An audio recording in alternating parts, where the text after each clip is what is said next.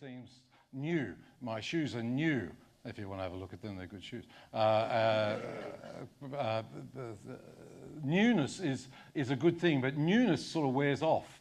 My shoes won't look like they look like today in August because I will have walked in my shoes and they won't be new.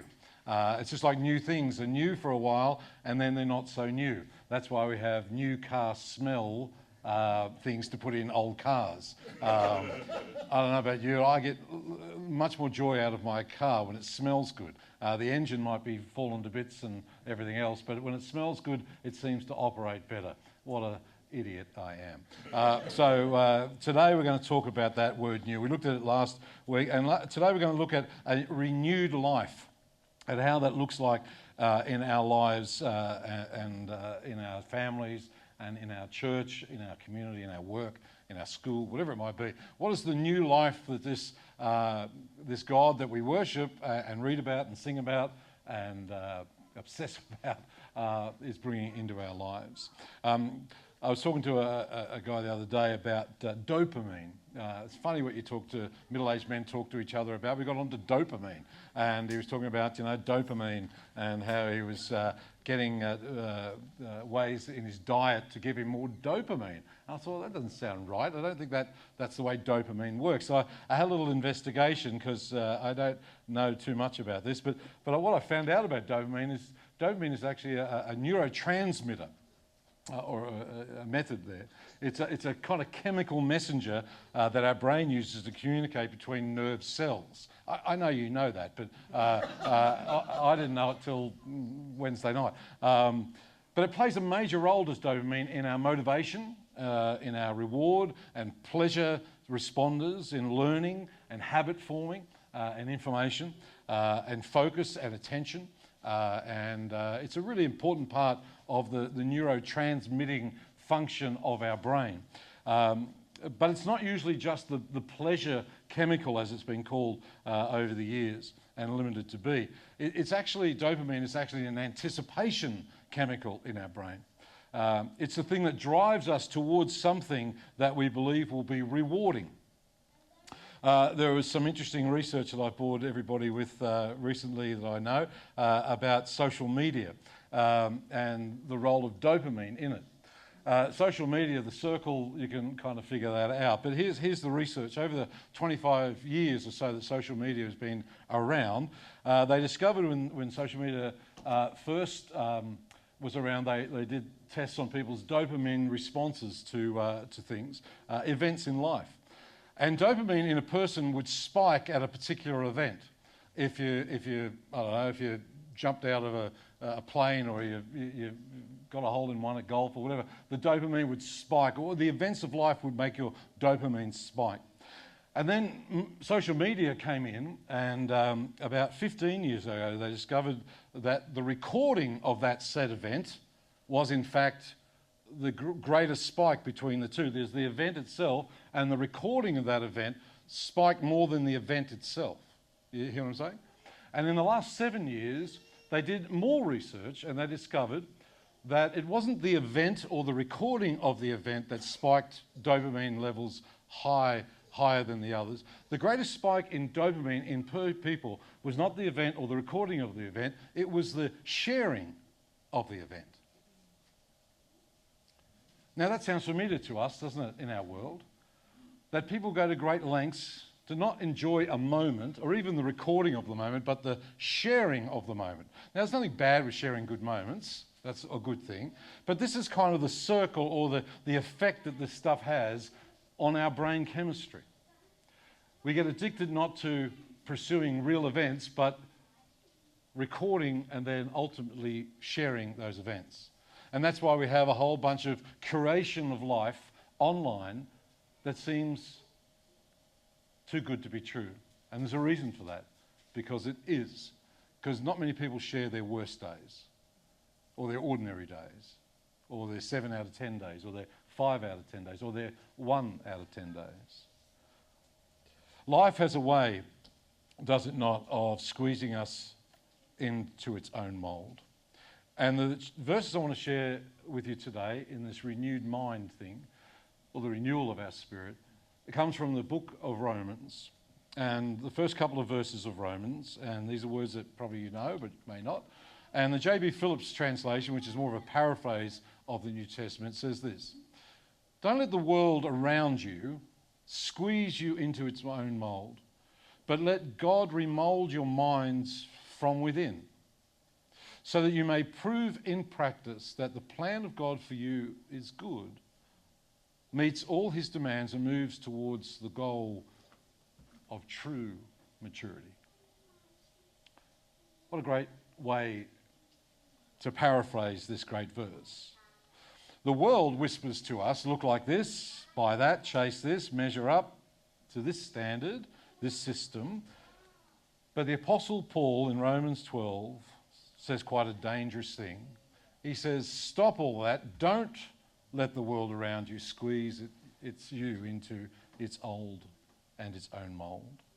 The Greek word for mould, for instance, means to be shaped from the outside, or to be squeezed into a pre-existing pattern, or to be forced into a mould that isn't your own. The world has a mould, a shape, a system, a way that is constantly and unrelentingly applying pressure for all people to fit into that mould. Success equals status. Truth is whatever you feel truth is. Image is everything. Comfort is king. You're the most important person in the world. That's the mould of the world, and 100 other sayings. But to all of that, Paul says, stop. Stop letting the world press you into its mould. Don't let the world around you squeeze you into its own mould. And so that's where we're going to be for a few moments today. Let me give you some historical context, because the Bible is useful to us, obviously, in its own reading, but it always has to be read in the context in which it was first written. The historical context is in around AD 55, from a place called Corinth. Christ followers, people who had decided to follow Jesus as the Christ, the Messiah, had formed a congregation or an assembly or a gathering in Rome. Now, we've got to understand the importance of Rome in the ancient world. There were a group of people with Jewish backgrounds, people with Gentile backgrounds. A Gentile is anybody who's not a Jew. And they were living not just in the capital of Italy, they were living in the capital of the world. Anybody who's been to Rome will be astounded by the influence of Rome. In the first century, everyone in the Roman Empire, which was Rome is the centre of the Roman Empire, if you look at maps, and its influence was enormous. Everyone in the Roman Empire lived under enormous pressure to conform to the ideals, the values, and the practices of Rome. I mean, what's the point in conquering someone if you can't then shape them into what you think is the right way to live? So Rome didn't just have the world, it defined the world in which it was in. And those pressures came from three main areas. There was a social pressure for everyone, even if you weren't born a citizen of Rome, to be Roman, act Roman. There was a political pressure to say Caesar is Lord, and then there was this religious pressure to worship our gods. And I just want to give you a bit of an analysis of those three, just for a couple of seconds. Roman society was built on this idea of be Roman, act Roman. So their society was all about honour and status. The clothes you wore reflected the status that you had in that society. Just imagine that people would dress according to brands and stuff like that to express their status in society. I mean, it's archaic, isn't it? Right? Adidas. Right. Honour and status was a big thing. One of the big no-nos in the values of Rome was humility. That was considered just weak. Power and reputation was part of being Roman and acting Roman. Loyalty to empire, public image and social position. To refuse these moulds or these social norms was to risk being not only strange but unpatriotic, and it would be dangerous. But the people of the way, the Christians, said no to being Roman and acting Roman. The second pressure was political pressure. Every citizen of Rome was mandated, usually by sword if they didn't, or spear if they didn't comply, to utter the phrase, "Caesar is Lord." They believed in that Caesar were to be honoured, not just honoured as a leader, but as a deity, in fact. They would participate with the Roman citizens in imperial festivals, and they would talk of the emperor as their saviour, or their soter, which is the word saviour comes from, and Lord. It required that they show allegiance publicly to the Caesar, because they needed to say, "Caesar is Lord," to stay alive. But the people of the way said no. And this wasn't just a spiritual statement by them. In Rome's eyes, it was a political rebellion against the very powers that be. And many by their thousand paid with their life. Because they said, we cannot say at the same time that Caesar is Lord and that Jesus is Lord. The earliest confession of the Church of Jesus Christ is, Jesus is Lord. And then there was this religious pressure, which is partly to do with the political pressure. Rome was a very religiously pluralistic society, and you could worship any god that you chose to worship. That was called your superstitio, or your superstition. So you can believe whatever you like, but the religio, or the religion of the day, was to worship Caesar, as long as you also honoured the other Roman gods. And they had a plethora of them. They had household gods, they had relics, they had worship, they had city gods, country gods, fertility gods, emperor gods, temple gods, public festivals, all kinds of different things. There's a whole system that you're expected publicly to engage in, even though you didn't believe any of that stuff anyway. But the people of the way said no. They said no to social pressure, no to political pressure, no to religious pressure, because they knew there was a point at which they could not go past. Rome valued conformity by word and usually then by force. So when we understand some of that, the words of Paul into Romans chapter 12, I think, pack a bigger punch. Do not be conformed to this world. Well, that's easy for you to say, Paul. You're in Corinth, we're in Rome, and if we don't conform socially, religiously and politically, we might pay with our lives, even the lives of those whom we love. Do not be conformed to this world, but be transformed by the renewing of your mind, so that you may prove what is good and acceptable, the perfect will of God. That's a very dangerous thing to say. You know, sometimes we say dangerous things and don't understand that they're quite so dangerous. Sometimes we as a church sing quite dangerous things. We've just sung a song called Potter's Clay, and we've all, well, most of us have sung, Lord, mould me, make me, use me, fill me, and those words rattle off because it's kind of a nice tune, but they're quite dangerous words, aren't they? Because that might affect the whole of your life. It might affect everything in your life, because God might just take you up on your offer. Well, let's see if we can learn how a little bit better not to be squeezed, but be transformed by God. Here's the first verse again. Paul is not offering a motivational slogan, but something much bigger. He is offering a shift of view, or of perception, or a vision about our lives. He says, in view of God's mercy. We talked about God's mercy last week. But Romans 12, Paul is summing up the previous 11 chapters that he has written. We don't have chapters. He didn't write in chapters. He wrote letters, and so we break them down. But what has come before this statement is 11 chapters that we have about what God has done. All the things that God has done, right? But from Romans 12 through to 16, it has, okay, you know what God has done. Here's how to now live in light of what he's done. So when Paul is saying in view of God's mercy, he's saying in view of everything else I've just written to you, now do this. Everything I'm about to ask you to do is only possible because of everything God has already done. That has enormous implications for the people of the way. People back then in Rome and people today in the new Rome, which is Canberra. Service and ministry and giving and worship are all responses to what God has already done. Thinking of all that you have done for me was the second song that we sang. And when you think about that and you accept that and you marvel in it and you live in it, then you don't have to rattle the can about how on earth can we serve God. Why wouldn't we? Because of all the things he has done, of all his goodness, all of his mercy, all of his grace. Why wouldn't we want to serve a God like that? In view of God's mercy, offer your bodies as a living sacrifice. Now, that's an interesting statement, isn't it?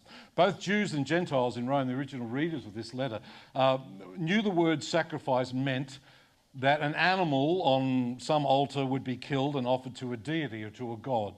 It was common practice. So when that kind of language was given originally, people, we know what sacrifice is like. In our context, we think of military sacrifice, people living sacrificially for others. But Paul takes an entire sacrificial system and he turns it inside out. He says no longer is your relationship with God about the ritual, but it's about the relationship. It's not about the moment, but the life that you're going to live because of what he has done. Now, when the word bodies is used in the New Testament, it refers to the whole person. In Greek thought, the body was seen as inferior because it was matter. In Jewish thought, the body was thought of as part of God's creation. So Paul uses the idea of bodies to emphasize the whole of life, the whole of our person. Our actions, our habits, our speech, our behaviour, our work, our relationships, our recreation, our physical presence in the world. And a living sacrifice is a paradox. A paradox is a statement that appears contradictory, but reveals itself as a deeper truth. A sacrifice is usually something that is dead.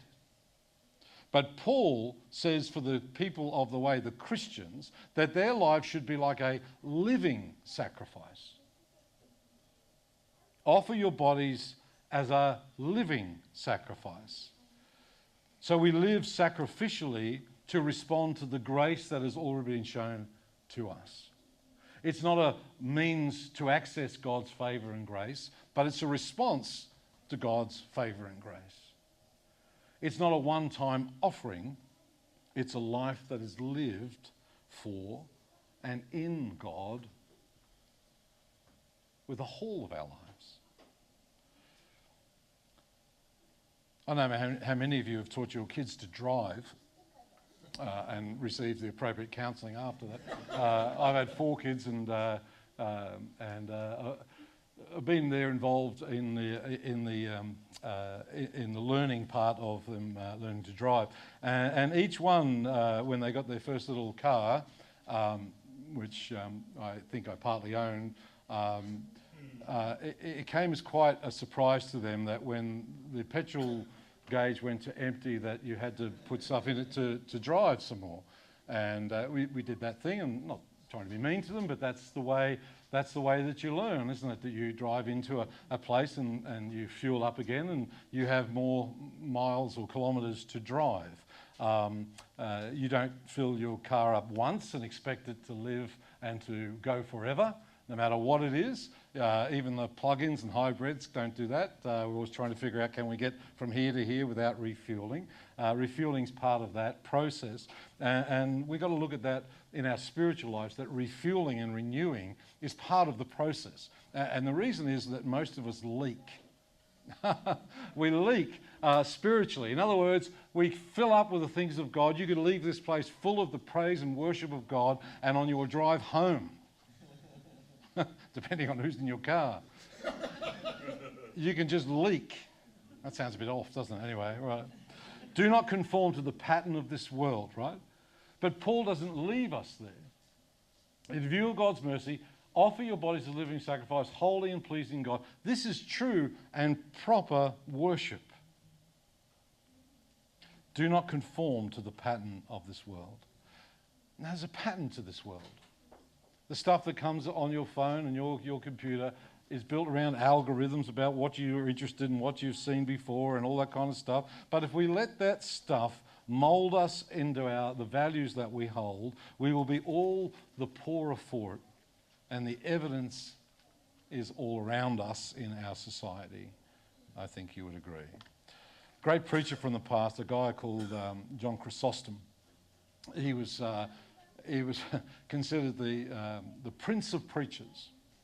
He lived a heap of years ago. He's an early church father.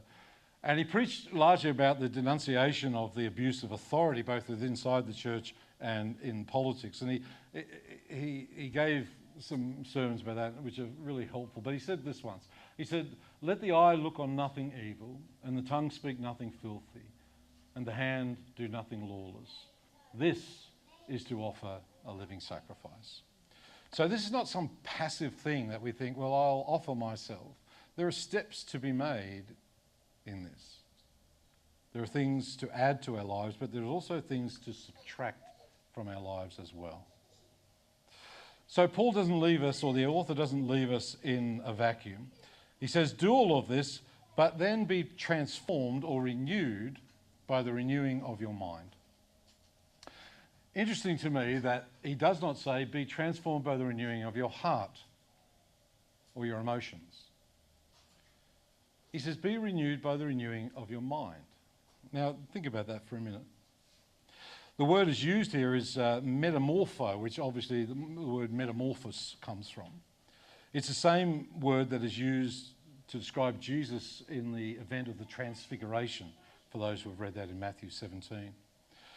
Metamorphosis is not programs and rosters and statistics and resolutions. Transformation is this radical spirit-driven change. One of the things, or main thing we're going to concentrate on in 2026, if I got the year right, is we're going to concentrate on spiritual renewal. That seems a good theme for a church, doesn't it? Spiritual renewal. How do we renew our spirit? The Spirit of God, unlike anything else, reshapes our desires, our thoughts, our will through the disciplines of discipleship, of worship, of scripture, of prayer, of community. So God doesn't just want to polish us up into better citizens. He wants to renew us, to transform us from the old to the new. Be transformed by the renewing of your mind. That single phrase for me is the most explosive identity-shaping command in all of Scripture. That's how much I weigh that. It's the inner work that makes the outer life possible. The mind is like the control center of the human person. If the mind is renewed, then life gets renewed. If the mind is conforming to the world constantly, then life will be conformed to the world. So that's why Paul does not say, change your behavior, as lots of religious people say, change your behavior. He's not saying that at all. He's saying, renew your mind, and the behavior will follow. Too often in church land, we have started with people's behavior. Don't behave like that. Don't behave like that. Don't behave like that. Don't behave like that. And nothing gets transformed. But the renewing of one's mind through the Spirit of God changes the way that we look and are in life. Behaviour follows belief. Conduct follows conviction. Lifestyle follows mindset.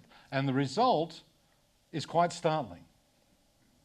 The result is that when we don't conform to the world, when we are transformed by the renewing of our mind, then you will be able, not before, but then you'll be able to test and approve what God's will is, his good, pleasing, and perfect will.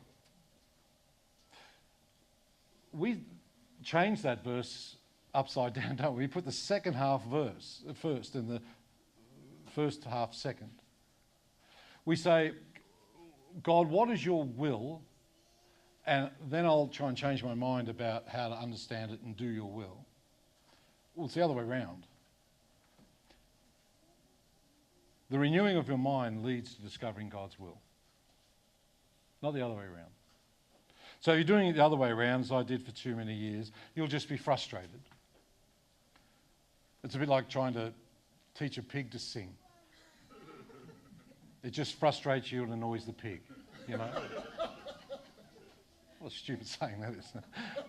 Spiritual formation enables us to recognize God's will because God's will isn't hidden. It is revealed in Jesus Christ and discerned through renewal.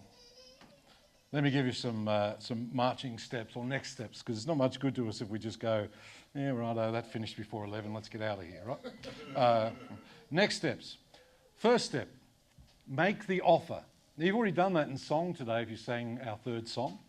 Make the offer. Offer your life as worship. Not your 4 songs on a Sunday, not for an hour, 1.97 times a month is the average that people come to church. Not that, but offer your whole life, your bodies as worship. There are 166 hours of the week that you are not here. So how does that look for worship? Resist conformity to the world. What needs to be added so that you can get involved with this renewal of your mind?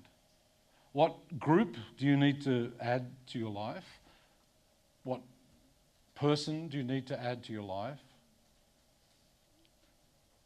What do you need to add to your life? And also, what do you need to take away? What is that thing that is moulding you into the pattern of the world? I've said a few times over the journey that I've been with you that one of the best decisions I made in my adult life is I just do not engage with social media. Now that's partly about me, because I know I can get a bit obsessed about that sort of stuff. So I just don't do it at all. Because I knew if I did it, it would go down places that would start to not be so healthy for me. So renewal isn't always just the things you add, it's some of the things you take away. And how you're going to figure out to do that. Be transformed by renewal. Stop trying to behaviourally change. That sounds like an oxymoron. But when our relationship with God is right, our relationship with others improves. When our relationship with God is right, our moral life changes and is better.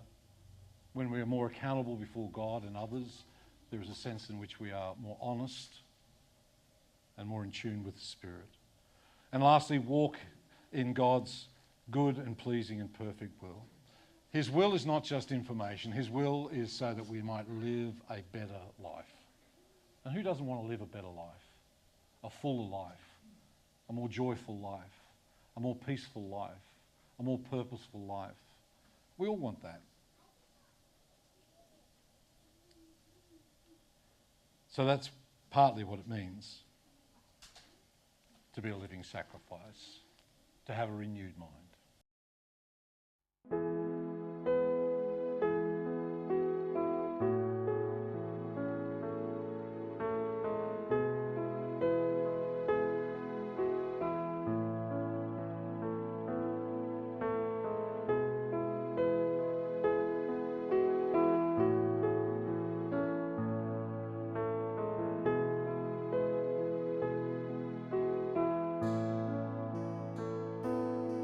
When the weight of life begins to fall,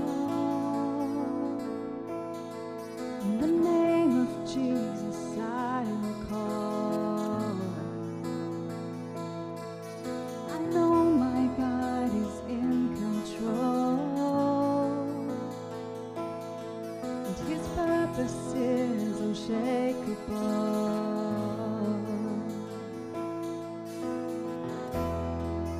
Doesn't matter what I feel, doesn't matter what I see, my hope will always be your promises to me. Now I'm casting out all fear, for your love has set me free. My hope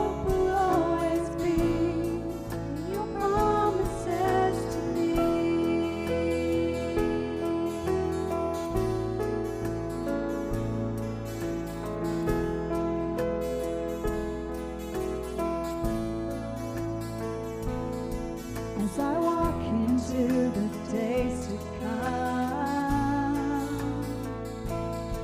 I will not forget what you have done. You have supplied my